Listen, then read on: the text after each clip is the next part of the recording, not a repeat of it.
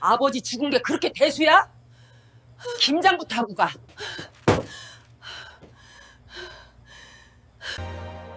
여러분들의 구독, 좋아요, 댓글은 영상 제작에 큰 힘이 됩니다. 나는 26에 결혼했다.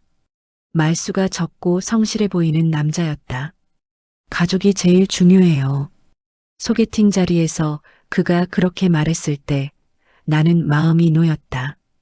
우리 집 형편이 어렵다는 얘기를 해도 표정 하나 변하지 않았고 형편은 나아질 수 있죠라며 손을 잡아줬다. 결혼식은 소박했지만 시댁 식구들은 따뜻해 보였다. 특히 시어머니는 단정한 옷차림에 말도 또박또박했고 거친 손으로 내 손을 꽉 잡으며 잘 왔다라고 했다. 그 손이 오히려 믿음처럼 느껴졌다. 신혼은 평범했다. 출근하고 퇴근하고 주말엔 시댁에 들렀다.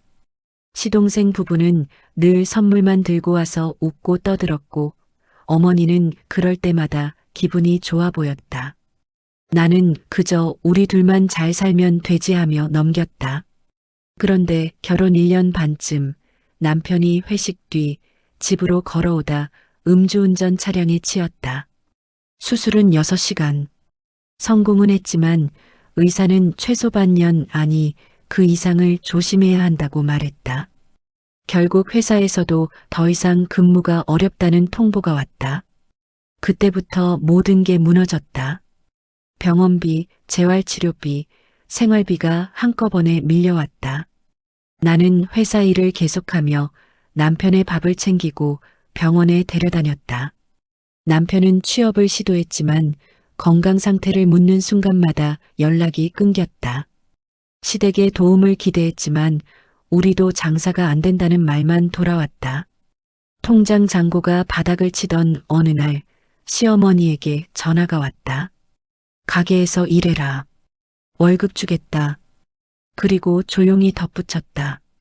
5년만 제대로 하면 가게는 내가 가져. 나는 그 말에 마지막 희망을 걸었다. 선택지가 없었다. 남편도 걱정했지만 나는 말했다.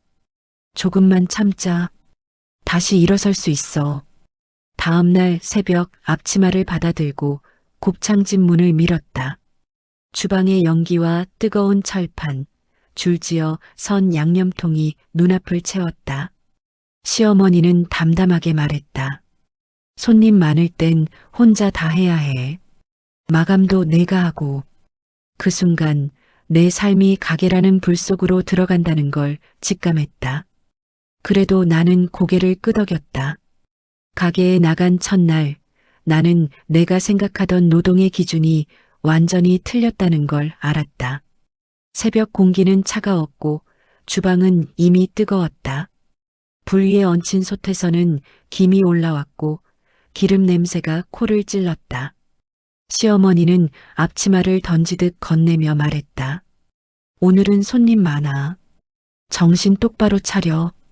나는 고개를 끄덕이며 재료를 씻고 썰고 옮겼다. 손끝은 금세 얼얼해졌지만 멈출 수 없었다. 점심시간이 되자 손님이 몰려들었고 주방과 홀을 오가며 숨 돌릴 틈이 없었다. 그날 밤 집에 돌아왔을 때 다리가 풀려 주저앉았다.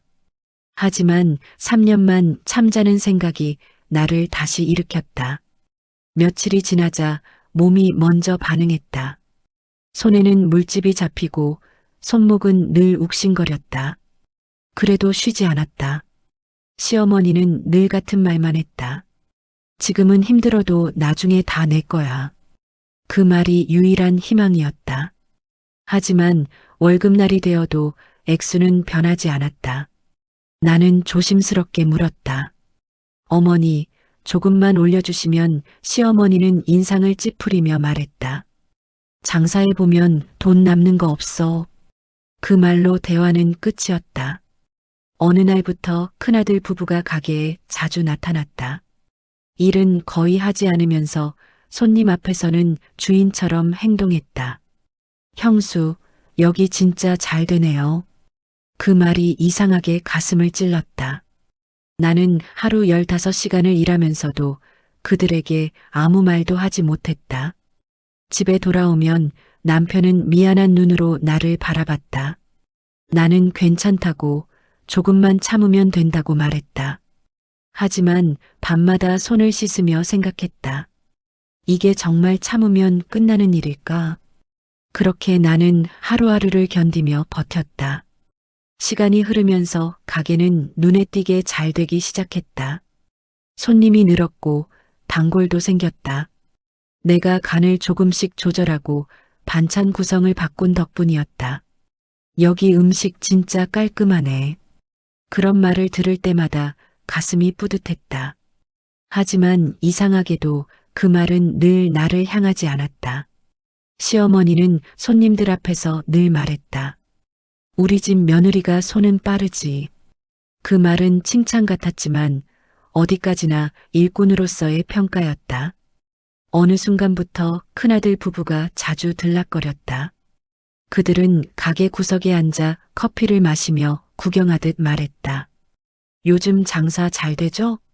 여기 자리 참 좋네요. 말끝마다 계산이 느껴졌다. 나는 묘하게 불안했지만 애써 웃었다. 아직은 내 차례가 올 거라고 믿었기 때문이다. 3년째가 되던 해 나는 조심스럽게 말을 꺼냈다. 어머니, 이제 약속한 기간이 다 되어 가는데요. 시어머니는 대답 대신 한숨을 쉬었다. 장사는 해보면 알지. 돈이 남아야 주지. 그 말에 가슴이 턱 막혔다. 하지만 따질 수 없었다. 아직은 참아야 한다고 스스로를 달랬다. 몸은 점점 망가졌다. 손목은 늘 부어 있었고 허리는 펴지지 않았다. 새벽에 일어나면 숨부터 막혔다. 그래도 멈추지 않았다. 멈추는 순간 모든 게 무너질 것 같았기 때문이다. 남편은 그런 나를 보며 자주 고개를 숙였다. 미안해. 그 말이 더 아팠다. 어느 날 가게 문을 닫고 나오는 길에 유리창에 비친 내 얼굴을 봤다. 눈밑은 퀭했고 웃음은 사라져 있었다. 그때 처음으로 이런 생각이 들었다. 내가 너무 많이 참고 있는 건 아닐까? 하지만 곧 고개를 저었다. 아직은 아니라고, 조금만 더 버티면 된다고. 그때는 정말 그렇게 믿고 있었다. 4년 차가 되자 가게 분위기가 눈에 띄게 달라졌다. 손님은 늘었지만 내 마음은 점점 무거워졌다. 시어머니는 예전처럼 주방에 오래 서지 않았고 계산대에 앉아 전화만 받았다. 대신 큰아들 부부가 자주 모습을 드러냈다. 처음엔 인사만 하더니 어느 순간부터 가게를 자기 집처럼 드나들었다. 메뉴판을 들여다보며 이건 왜 이렇게 비싸요? 라고 묻고 계산기를 두드리며 마진이 괜찮네라고 중얼거렸다. 그 말들이 귀에 걸렸다. 어느 날은 내가 만든 반찬을 보며 형님이 말했다. 이거 레시피 나중에 알려줘요. 우리도 알아야 하잖아요. 웃으며 말했지만 눈빛은 계산적이었다. 그날 밤 불안해서 잠이 오지 않았다. 그래도 애써 마음을 눌렀다. 아직은 약속이 남아있으니까. 몇 주 뒤 나는 다시 용기를 냈다. 어머니, 이제 거의 4년이에요. 앞으로 어떻게 되는 건지 말을 끝내기도 전에 시어머니는 손을 내저었다. 왜 그렇게 조급하니? 아직 멀었어. 그 말에 가슴이 쿵 내려앉았다. 약속이라는 말은 이제 꺼내는 것조차 눈치가 됐다. 그날 이후 나는 더 바빠졌다. 큰아들 부부는 배워야 한다며 주방에 들어왔지만 잠깐 만지작거리다 나갔다. 결국 일은 다시 내 몫이었다. 몸은 점점 말을 듣지 않았다. 밤이면 다리에 쥐가 나 잠에서 깼고 손가락은 굳어 잘 펴지지 않았다. 그래도 멈출 수 없었다. 멈추면 모든 게 끝날 것 같았다. 어느 날 손님이 다 빠진 가게에서 시어머니와 큰아들 부부가 낮은 목소리로 이야기하는 걸 들었다. 이 정도면 충분하지 않아? 이제 우리도 준비해야지.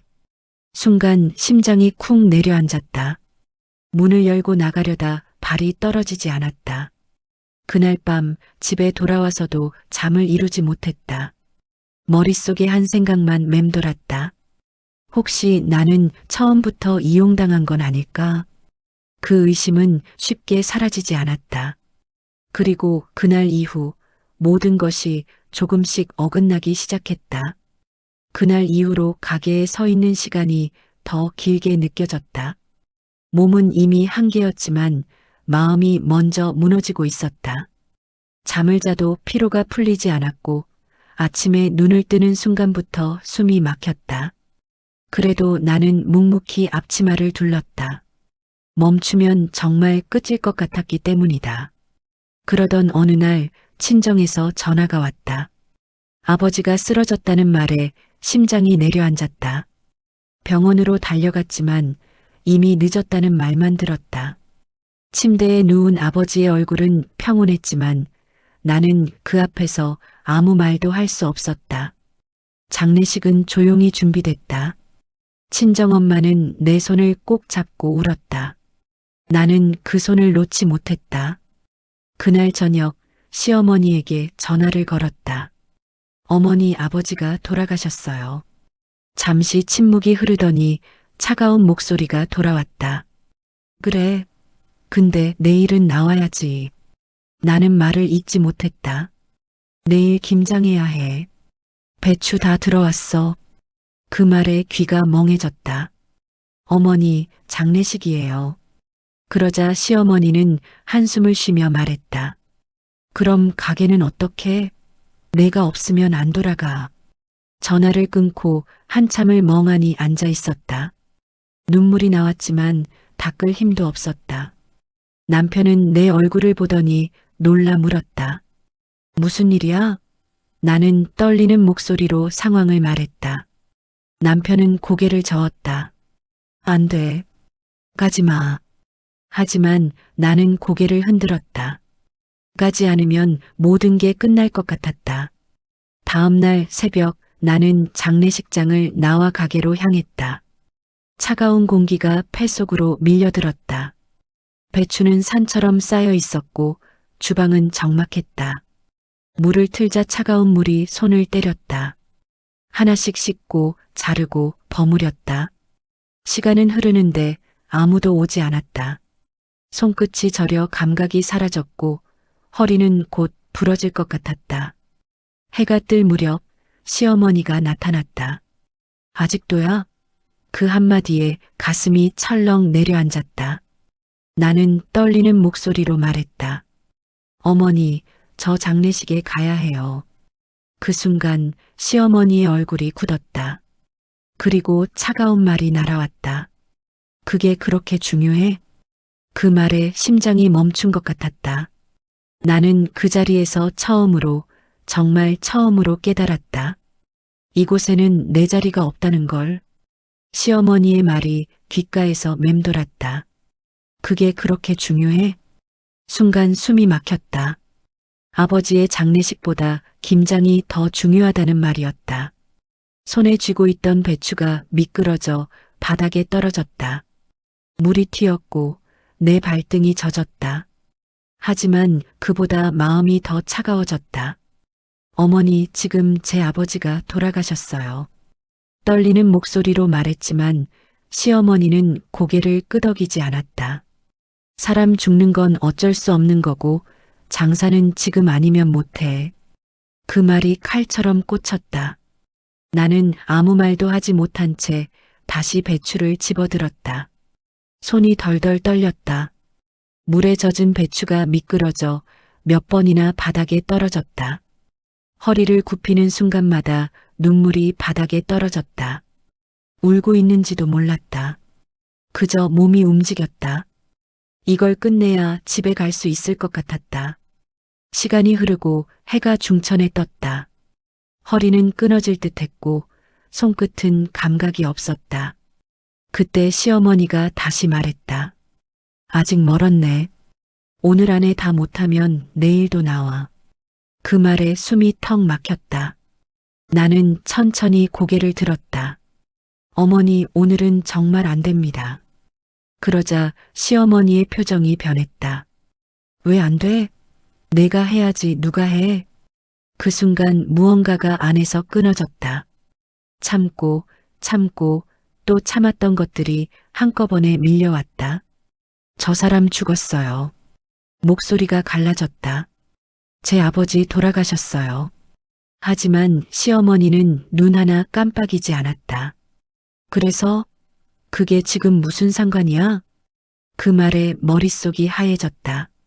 심장이 쿵 내려앉았다. 손에 들고 있던 배추가 바닥에 떨어졌다. 나는 그 자리에 멈춰섰다.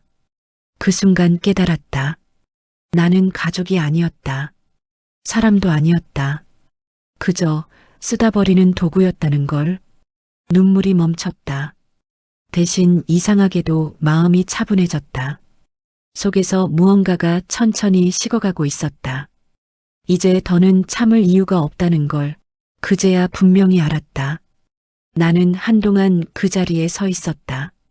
몸은 움직이지 않았지만 머릿속에서는 무언가가 천천히 부서지고 있었다. 5해 동안 참고 견디고 믿어왔던 모든 것들이 조용히 무너지고 있었다. 시어머니는 아무 일도 아니라는 듯 배추를 집어들었다. 빨리 해. 시간 없어. 그 말에 심장이 쿵 내려앉았다. 나는 고개를 숙인 채 바닥에 떨어진 배추를 주었다. 손이 떨려 제대로 잡히지도 않았다. 그때 시어머니가 짜증 섞인 목소리로 말했다. 왜 이렇게 굼떠? 정신 안 차려? 그 순간 무언가 안에서 끊어졌다. 더는 참을 수 없었다. 나는 고개를 들었다. 어머니, 내 목소리는 놀라울 만큼 차분했다. 저 이제 그만할게요. 시어머니는 비웃듯 웃었다. 뭘 그만해? 지금 이 상황에? 그 말에 가슴이 쿵 내려앉았다. 나는 조용히 앞치마 끈을 풀었다. 5해 동안 몸처럼 붙어있던 앞치마였다. 바닥에 떨어지는 소리가 유난히 크게 들렸다. 지금 뭐 하는 거야? 그만둔다고요. 미쳤어? 지금 나가면 너 갈 데나 있어? 그 말에 웃음이 나왔다. 너무 억울해서, 너무 허무해서 웃음이 새어나왔다. 그러게요. 저 갈 데 없죠. 그래도 여기보단 낫겠네요. 시어머니의 얼굴이 굳었다. 내가 너 어떻게 키웠는데. 그 말에 가슴이 쿵 내려앉았다. 키웠다는 말이 그렇게 잔인하게 들릴 줄은 몰랐다. 그 순간 분노가 폭발했다. 나는 옆에 있던 양념통을 집어들었다. 손이 떨렸지만 멈추지 않았다. 바닥에 내리쳤다. 붉은 양념이 사방으로 튀었다. 바닥, 벽, 내 옷까지 물들었다. 그만하세요. 시어머니의 외침이 들렸지만 나는 멈추지 않았다. 5년이에요. 하루도 빠짐없이 일했어요. 목이 터져라 소리쳤다. 약속했잖아요. 가게 준다고. 그때서야 시어머니가 소리를 질렀다. 그건 내가 착각한 거야. 그 말이 마지막이었다. 나는 양념 묻은 손을 내려다보다가 조용히 말했다. 그럼 이제 끝이네요. 그 순간 등 뒤에서 익숙한 목소리가 들렸다. 그만해. 남편이었다. 그는 내 앞에 서서 나를 감싸듯 막았다. 이제 그만해요. 나와요. 그 말에 다리가 풀렸다. 나는 그 품에 기대어 울었다. 오랫동안 참고 버텼던 모든 게 한꺼번에 쏟아져 나왔다. 그날 나는 처음으로 깨달았다. 참는 게 사랑도 인내도 아니라는 걸. 그건 단지 스스로를 버리는 일이었다는 걸. 가게 문을 나서는 순간 바깥 공기가 낯설게 느껴졌다. 늘 숨막히던 냄새 대신 차가운 바람이 얼굴을 스쳤다. 남편은 아무 말 없이 내 손을 꼭 잡고 있었다. 그 손이 얼마나 따뜻한지 그제야 느껴졌다. 우리는 말없이 집으로 걸었다. 뒤에서 들려오던 고함 소리는 어느 순간 들리지 않았다. 마치 다른 세상의 일처럼 멀어졌다. 집에 도착하자마자 나는 바닥에 주저앉았다. 몸이 아니라 마음이 먼저 무너졌다. 남편은 물을 가져와 내 옆에 앉았다. 미안해. 그가 말했다. 내가 더 일찍 막았어야 했어. 나는 고개를 저었다. 아니야. 당신 잘못 아니야. 처음으로 그렇게 말할 수 있었다. 참는 게 사랑이라고 믿었던 시간들이 떠올랐다. 하지만 그건 사랑이 아니라 스스로를 지우는 일이었다. 잠시 후 남편이 조심스럽게 노트북을 열었다. 화면에는 낯익은 영상들이 떠 있었다. 운동법, 재활 이야기, 짧은 일상 기록들. 구독자 수는 생각보다 많았다. 당신이 힘들 때 나도 가만히 있진 않았어. 그 말에 눈물이 흘렀다. 나만 버티고 있는 줄 알았는데 그는 조용히 준비하고 있었다. 며칠 뒤 우리는 작은 가게를 얻었다. 크지 않았지만 햇살이 잘 들었다. 간판을 달던 날 나는 오래 바라보다 웃었다. 이제 누구의 눈치도 보지 않아도 되는 공간이었다. 처음 장사를 시작한 날 손님은 많지 않았지만 따뜻한 말 한마디가 큰 힘이 됐다. 음식에 진심이 느껴져요. 그 한마디에 가슴이 벅찼다. 시간이 지나자 소문이 났다. 손님이 늘었고 우리는 조금씩 안정을 찾았다. 어느 날 낯익은 얼굴이 가게 앞에 섰다. 시동생이었다. 어머니 가게 망했어요. 그 말에 가슴이 철렁했지만 곧 고개를 저었다. 돌아오라고 하셨어요. 나는 조용히 웃었다. 이제 제 자리는 여기에요. 그가 돌아간 뒤 나는 가게에 불을 켰다. 지글거리는 소리, 따뜻한 온기, 그리고 옆에 선 남편. 이제 나는 안다. 팔자는 주어지는 게 아니라 스스로 다시 쓰는 거라는 걸. 그리고 나는 오늘도 내 삶의 불을 직접 켠다. 오늘 이야기가 마음에 조금이라도 닿았다면 조용히 좋아요 한번 눌러주세요. 그 작은 표시가 다음 이야기를 이어가는 큰 힘이 됩니다. 혹시 비슷한 시간을 견뎌본 적이 있다면 댓글로 당신의 이야기도 남겨주세요. 읽어보며 진심으로 마음 나누고 싶습니다. 그리고 이런 이야기가 계속 보고 싶다면 구독 버튼도 눌러주세요. 삶에 지쳐 있을 때 조용히 곁에서 이야기 건네드릴게요. 오늘도 끝까지 들어주셔서 고맙습니다. 다음 이야기에서 다시 만나요.